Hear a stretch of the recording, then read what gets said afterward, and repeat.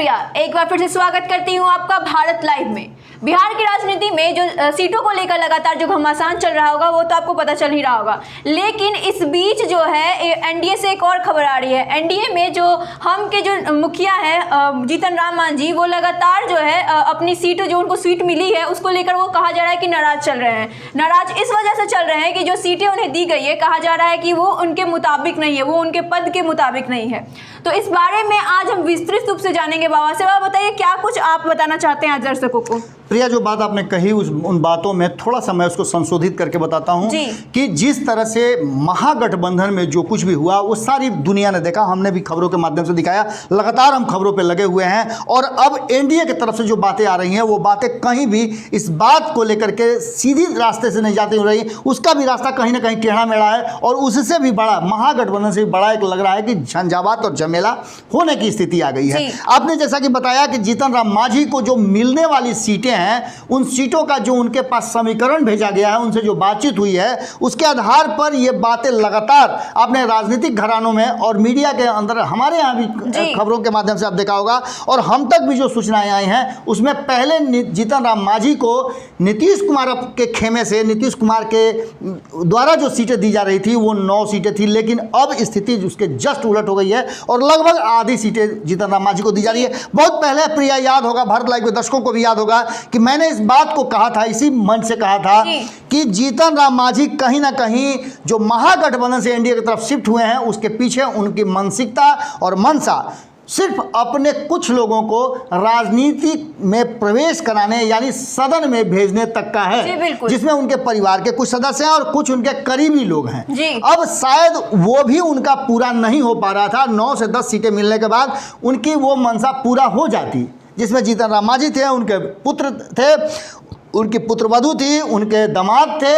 दानिश रिजवान थे, इसका हमने, और 1-2 लोग थे जो पार्टी को वित्त पोषित करते हैं। हमने आपको लगातार बताया था कि कहीं ना कहीं आरा, टेकारी, बाराचट्टी, मोहनिया, केसरिया, मखदूमपुर, इमामगंज, ये सारी सीटें थी जिस पर उन्होंने अपने प्रत्याशी भी घोषित कर दिए थे। लेकिन जो बातें आज आ रही, आज वो सीटों की घोषणा करने वाले थे, लेकिन जब एनडीए के मुख्य घटक दल के बीच ही कोई समझौता नहीं हो पाया है तो जीतन राम मांझी की कौन भी साथ है? ऐसी स्थिति में जीतन राम मांझी के यहाँ जो एक बड़ा प्रेस वार्ता करके सीट शेयरिंग का समझौता और अपने उम्मीदवारों की घोषणा करनी थी, उस पर ग्रहण लगता हुआ नजर आ रहा है। और कहीं ना कहीं जो आज हमारे तक खबरें आ रही हैं, उसको लेकर के जीतन राम मांझी भी मुकेश सहनी के तरह बीच बैठक में, आपने देखा होगा कि अब तक कोई भी बैठक नहीं हुई है जिसमें जीतन राम मांझी हो, चिराग पासवान हो, बीजेपी हो और जेडीयू हो। यहाँ तक स्थिति है कि नीतीश कुमार और बीजेपी के जो भी नेता आ रहे हैं बिहार के लिए बातचीत करने के लिए, उनसे नहीं हो पा रही है। एक दौर की बातचीत शुरुआती में हुई थी, आपको याद होगा, जेपी नड्डा के साथ बातचीत हुई थी, लेकिन उसके बाद कोई बात नीतीश कुमार से नहीं हो रही है। बार बार नीतीश कुमार से आग्रह करने के बाद बातें नहीं हो पा रही है। ऐसी स्थिति में अगर 5 सीटें जीतन राम मांझी को दी जाती है तो जो खबरें हमारे तक आ रही हैं कि जीतन राम मांझी मुकेश सहनी से भी बड़ा ड्रामा करेंगे और वो उससे निकल करके, एनडीए से निकल करके कोई फैसला ले सकते हैं। 12:30 बजे मीटिंग होनी थी, लेकिन बताया जा रहा है कि जीतन राम मांझी इस मीटिंग में नहीं आएंगे। संसदीय बोर्ड की बैठक उनकी शुरू हो चुकी है और ऐसी स्थिति में क्या होगा, ये बहुत बड़ा एक बिहार की राजनीति में लगातार ड्रामे हो रहे हैं, लगातार चेंजिंग हो रही है, लगातार महागठबंधन और एनडीए हो, कहीं भी कुछ नहीं साफ क्लियर हो रहा है। और एक बार फिर से जीतन राम मांझी जो बड़ी मजबूती के साथ गए थे नीतीश कुमार का हाथ बुलंद करने के लिए, हाथ में हाथ मिला करके चिराग पासवान को हुल देने के लिए, अब ऐसा लगता है कि जीतन राम मांझी खुद अपने अस्तित्व की लड़ाई लड़ने जा रहे हैं। सूत्रों के मुताबिक ये भी कहा जा रहा है कि जो संसदीय बोर्ड की बैठक होगी, उसका जो निर्णय होगा वो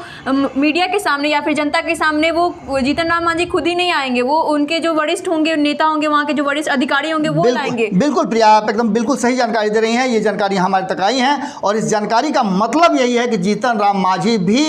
एनडीए के फैसले से, नीतीश कुमार के फैसले से, बीजेपी के फैसले से खुश नहीं है और यहाँ तक कि जीतन राम मांझी को विधिवत रूप से अभी एनडीए का हिस्सा भी नहीं माना गया है। जी, जैसा कि आपने सुना कि एनडीए में जीतन राम मांझी को विधिवत रूप से उन्हें एनडीए का हिस्सा नहीं माना जा रहा है, एनडीए में उन्हें उतनी तरजीह नहीं दी जा रही है। कहीं ना कहीं यही वजह है कि जीतन राम मांझी इस वक्त